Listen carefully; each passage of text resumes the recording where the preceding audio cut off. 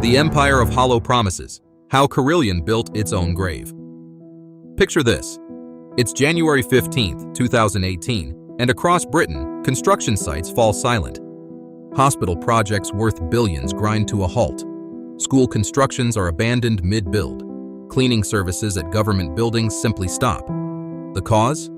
Carillion, Britain's second-largest construction company, had just collapsed overnight, taking with it 43,000 jobs worldwide and leaving the British government scrambling to pick up the pieces of critical infrastructure projects. This wasn't just a company failure. This was a catastrophic implosion that exposed the dark underbelly of corporate Britain and left taxpayers holding a bill that would eventually reach into the billions. But how does a company that built some of Britain's most iconic structures, employed nearly 50,000 people, and held government contracts worth over £7 billion simply vanish into thin air? The answer lies in a toxic cocktail of aggressive accounting, reckless expansion, and a corporate culture so focused on short-term profits that it literally built its own grave. The story begins in 1999 when Tarmac, a well-established British construction and building materials company, spun off its construction division to create Carillion. The name itself was meant to evoke the sound of church bells, a symbol of celebration and reliability. The newly formed company inherited Tarmac's construction expertise and immediately positioned itself as a major player in the British infrastructure game. From day one, Carillion's strategy was built around public-private partnerships, those controversial deals where private companies finance, build, and operate public infrastructure projects like hospitals, schools, and roads, then lease them back to the government for decades. It was a model that promised steady, long-term revenue streams, but it would prove to be Carillion's poison chalice. The company's first major coup came with the $400 million contract to build the new Royal Liverpool University Hospital, a project that should have been a showcase of British construction excellence, but instead became a symbol of everything wrong with the industry. Under CEO John McDonough's leadership from 2001 to 2011, Carillion embarked on an acquisition spree that would make a Wall Street raider blush. The company snapped up competitors across multiple sectors, expanding from pure construction into facilities management, rail maintenance, and even defense contracting. In 2008, they acquired Molam, a respected British civil engineering company, for $350 million. 2 years later, they bought EGA, a renewable energy company, for $298 million. But the crown jewel was the 2014 acquisition of Rocstad Power Corporation in Canada for $200 million, marking Carillion's aggressive push into international markets. Each acquisition was funded through a combination of debt and creative accounting that made the company's balance sheet look healthier than it actually was. The company's revenue grew from $2.4 billion in 2007 to over $5 billion by 2016. But underneath this impressive growth was a fundamental problem. Carillion wasn't actually making money on many of its projects. They were simply moving debt around like pieces on a chessboard, hoping that future contracts would cover past losses. The rot at Carillion's core was hidden behind a facade of aggressive accounting practices that would have impressed Enron's executives. The company became masters of something called revenue recognition manipulation, booking projected profits from multi-year contracts immediately rather than recognizing them as work was completed. When Carillion won a $100 million contract expected to take 3 years, they would often book $20 or $30 million in profits right away, assuming everything would go perfectly. They also pioneered the use of something called early payment facilities, essentially selling their future receivables to banks at a discount to get cash immediately. By 2017, Carillion had drawn down over $498 million through these facilities, money they would never be able to pay back. Perhaps most egregiously, the company consistently underestimated the costs of their projects while overestimating the profits, a practice so systematic that it could only be described as institutional fraud. When projects inevitably ran over budget, which happened on virtually every major contract, Carillion would simply push the losses into future accounting periods, creating a snowball effect of hidden debt. The warning signs were there for anyone willing to look. In 2016, Carillion's auditors at KPMG raised concerns about the company's accounting practices, particularly around contract accounting and revenue recognition. The auditors identified what they called significant deficiencies in Carillion's internal controls, but these warnings were buried in technical audit reports that few outside the company bothered to read. Meanwhile, short sellers began circling like vultures, recognizing that Carillion's debt-to-equity ratio of over 650% was unsustainable. The company was paying out more in dividends to shareholders than it was generating in actual cash flow, a practice that should have triggered alarm bells across the financial establishment. Between 2012 and 2016, Carillion paid out $554 million in dividends while generating only $159 million in cash from operations. They were literally paying shareholders with borrowed money, a Ponzi scheme disguised as dividend policy. The construction industry press began publishing critical articles about Carillion's business model, with Building magazine running a prescient piece in early 2017 titled, "Is Carillion Too Big to Fail?" The answer, as it turned out, was no.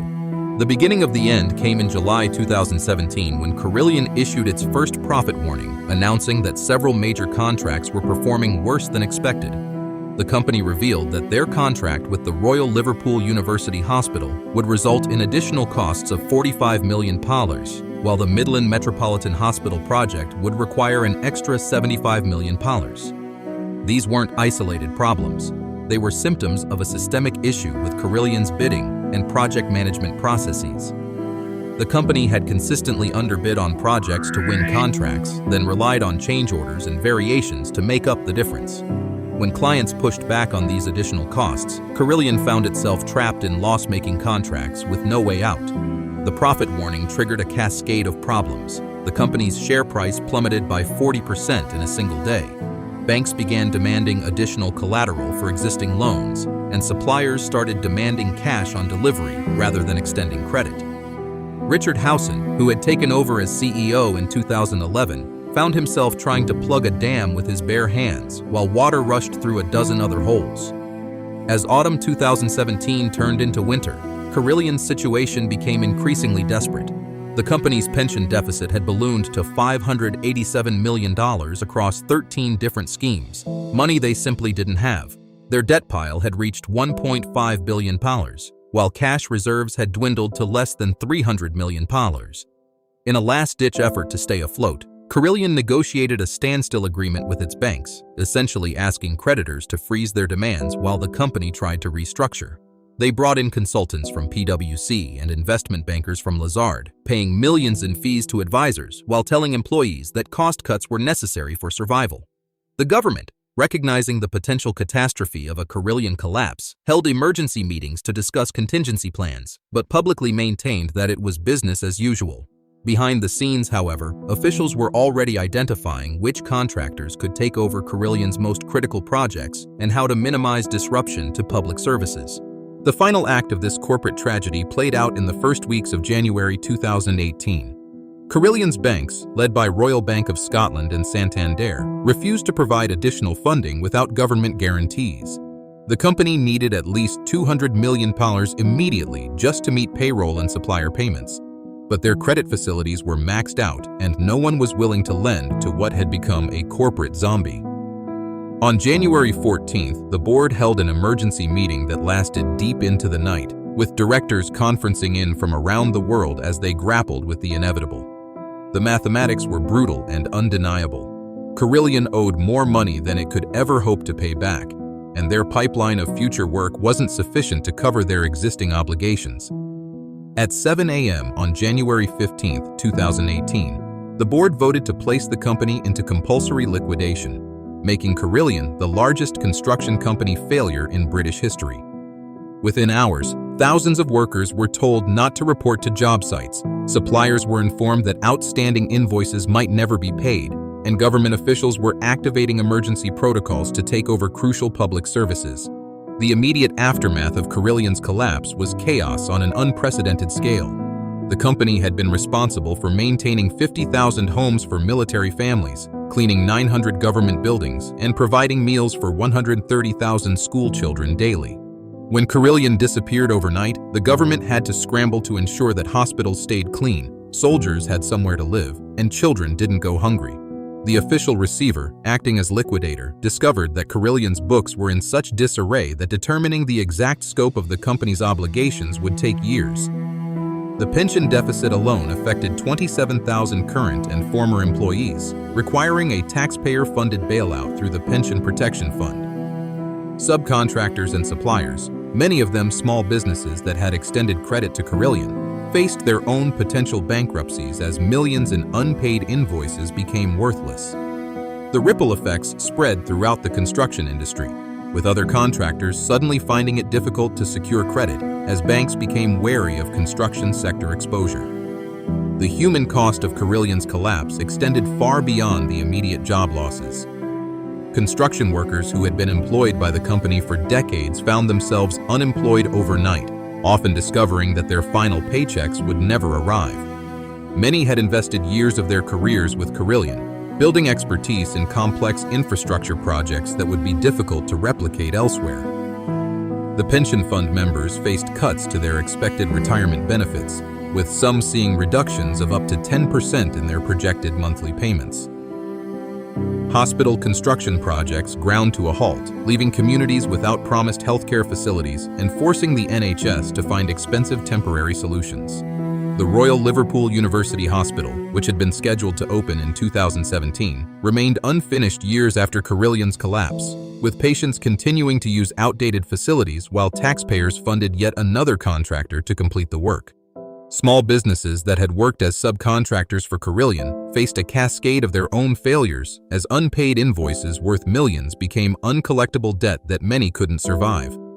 The Carillion scandal revealed fundamental flaws in how Britain regulated its corporate sector and managed public-private partnerships. Parliamentary investigations discovered that the company's directors had continued paying themselves bonuses even as they knew the business was failing, with CEO Richard Howson receiving a £660,000 bonus in 2016, despite the mounting problems. The government's reliance on a handful of large contractors for critical infrastructure created systemic risk that policymakers had failed to properly assess or manage. Carillion's collapse forced a complete rethinking of public procurement, with new rules requiring greater financial transparency from contractors and more rigorous monitoring of company health. The total cost to taxpayers of Carillion's failure eventually reached an estimated $148 million in direct government intervention costs, plus billions more in project delays and pension fund bailouts. But perhaps the most damaging legacy was the erosion of trust in Britain's construction industry and the public-private partnership model that had been championed by successive governments. The company that had named itself after church bells had instead become a funeral knell for an entire approach to public infrastructure, leaving behind a cautionary tale about the dangers of prioritizing short-term financial engineering over long-term operational excellence.